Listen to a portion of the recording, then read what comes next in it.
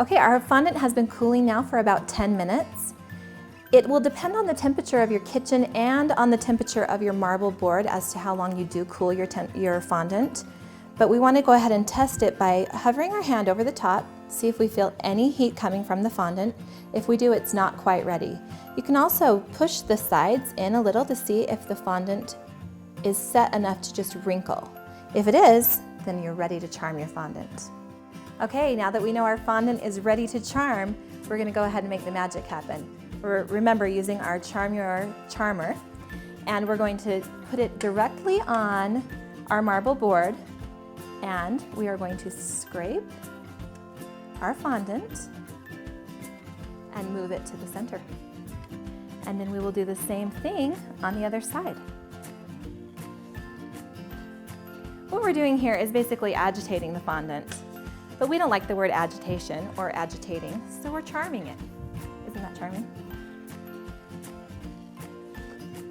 This process takes a little bit, so we just will continue to charm our fondant back and forth, folding the fondant into the center.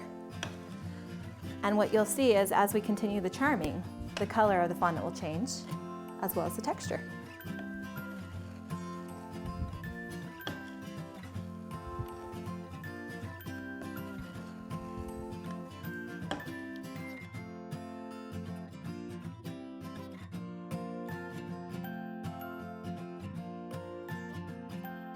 So as you can see, the fondant is actually getting a little thicker and a little bit more difficult to charm.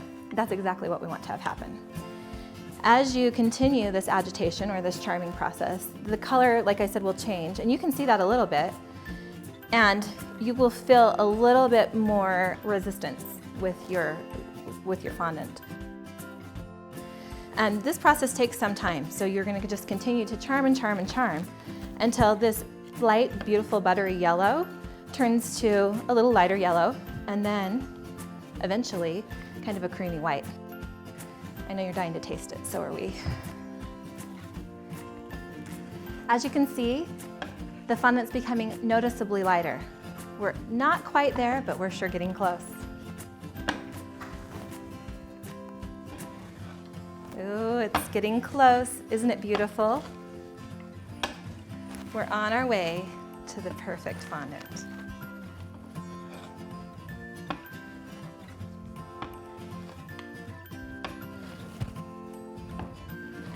Okay, so we have arrived at the perfect fondant. What you're looking for is almost like a Play-Doh consistency, and that's exactly what we have here. So now we're ready for the fun part. We get to flavor it up, and you get to create your own favorite flavors for your family traditions.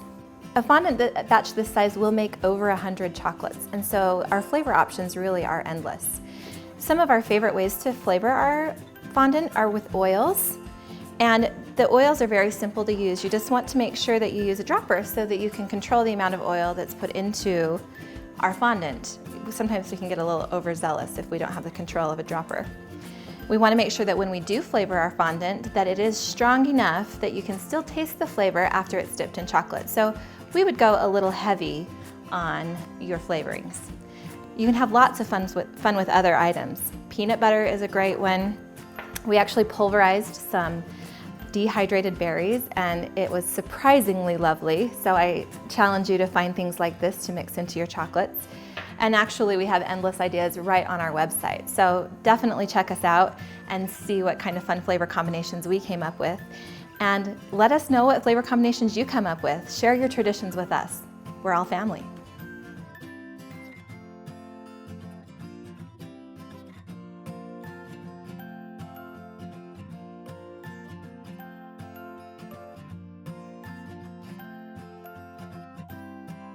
And there you have it. It's as easy as that. 5 easy flavors out of one batch of fondant.